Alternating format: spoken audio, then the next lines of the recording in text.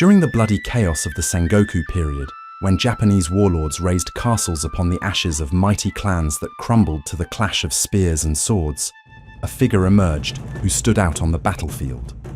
A warrior whose mind was as sharp as his blade, whose command was followed by his men with almost religious fervor. His name echoes to this day as a symbol of strategy, discipline, and power. He is Takeda Shingen. Known as the Tiger of Kai, Shingen was more than a daimyo. He was a master of war, a shrewd administrator, and a visionary. With his famous banner emblazoned with the words, "Swift as the wind, silent as the forest, fierce as fire, and immovable as a mountain," he marched across battlefields strewn with fallen enemies and left an indelible mark on the military and political history of Japan. Rival of Uesugi Kenshin, feared enemy of Tokugawa Ieyasu, respected even by Oda Nobunaga, Shingen commanded through strength, intelligence, and the art of uniting pragmatism with honor. His rule over the province of Kai became a model of administration and loyalty, and his army, a war machine feared throughout the archipelago. This is the story of Takeda Shingen, the warrior who became legend. Japan in the 16th century was a land in flames. After the collapse of the central authority of the Ashikaga shogunate, the country plunged into an age of constant war, known as Sengoku Jidai, the Warring States period. Feudal lords or daimyos vied for control of provinces, alliances, and castles. No border was stable, no alliance lasting. Treachery was common, violence the rule, and survival depended as much on cunning as on the sword. It was in this landscape of chaos and fragmentation that one of Japan's oldest and most respected clans flourished.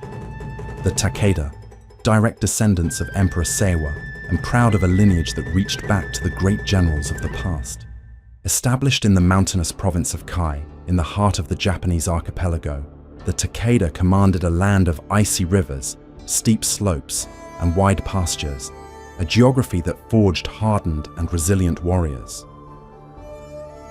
At the center of this clan was Takeda Nobutora, a lord of fierce temperament and immense ambitions. He had consolidated power over Kai with an iron fist, crushing rival clans and forging an order based on fear. He was a cunning man, but also cruel and unpredictable, whose methods left even his most loyal vassals in a state of constant tension. For Nobutora, power was a matter of absolute dominion, including over his own family. It was under this man's shadow that in the year 1521, his firstborn son, Takeda Harunobu, was born, a boy who one day would be known as Shingen. The heir's birth was met with relief by some, with anxiety by others. Chroniclers and priests of the time recount omens in the skies and fields, out-of-season thunder, agitated animals, and a strange glow on the horizon. But as so often happens with men destined for greatness, Harunobu's childhood would not be marked by tranquility. Under the distrustful gaze of a father who saw in everyone a possible threat, even in his son, the young boy would learn that the path to leadership required more than noble blood. It required courage, vision, and above all, determination to break with the past. From an early age, Harunobu learned that trust was a rare and costly currency. His father, Takeda Nobutora, did not see in his firstborn a worthy heir, but rather a potential rival.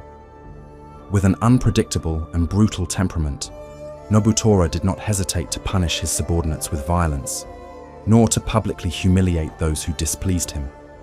His scorn for his eldest son was clear, and his words were sharp as blades. Coward, soft, he should become a monk. He repeated these insults before counselors and generals, as if he wished to kill Harunobu's leadership before it could even bloom. Meanwhile, the younger brother, Takeda Nobushige, received the father's smiles and esteem. More affable, less ambitious, and apparently easier to mold, Nobushige became the favored son. Harunobu grew up watching that favoritism turn into internal politics. There were rumors that Nobutora wished to replace his legitimate heir with the one he deemed more controllable. The young Harunobu thus lived surrounded by a hostile court, forced to watch every word and every step. If he was not loved by his father, he would be respected by the warriors. If he was not chosen, he would be feared. If he was not guided, he would forge his own path. Little by little, under the tutelage of masters chosen from among the clan's best, Harunobu began his training. Martial discipline was the first rung. He learned to ride, to shoot arrows at full gallop, to handle the sword with refined technique. But his mind wanted more. Fascinated by ancient tactics, he plunged into the teachings of Sun Tzu. But a leader's spirit was built on more than war. Harunobu was also educated in poetic and religious arts, as was tradition among noble warriors.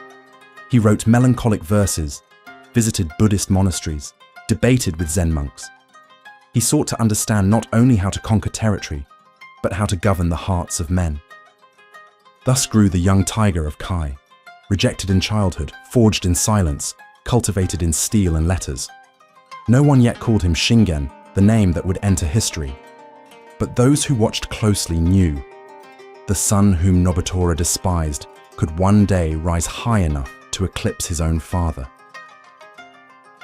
It was in 1536, at the age of 16, that he finally had his first chance to prove himself on the battlefield in the campaign against Kaizo Castle, located in the region of Shinano, a territory neighboring the province of Kai. The mission was commanded by his father, who saw in this expedition yet another move to strengthen his dominion, and perhaps a chance to test or even expose his son's weaknesses. Harunobu was sent with a small detachment, far from the central positions on the front line. It was a secondary, almost symbolic function, but he did not resign himself to a decorative role. During the siege of the castle, Nobutora faced unexpected resistance and decided to withdraw temporarily.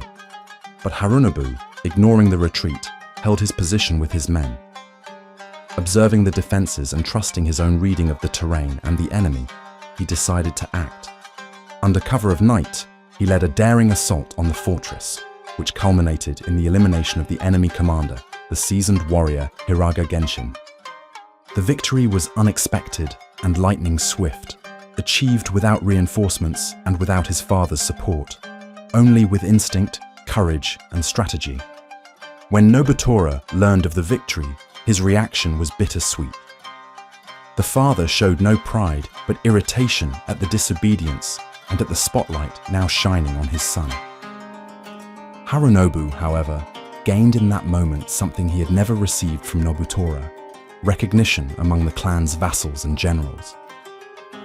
The elders of the Takeda family, accustomed to decades of war, began to see in the young man not only an heir by blood, but by warrior virtue. They remarked among themselves that he had made decisions many veterans would hesitate to take, and that he had done so with composure, precision, and bravery. The Kaizo campaign, brief though it was, changed everything. Harunobu ceased to be the ignored son, the coward his father mocked, and came to be seen as a promising warrior, perhaps even a legitimate leader. And in silence, as was his way, he also perceived something essential. Respect is not inherited, it is won. With the sword, with risk, and with vision. That night, in his camp, it is said that Harunobu contemplated the family banner and wrote a brief poem. Moonless night, the sound of victory resounds louder than a father's shouts.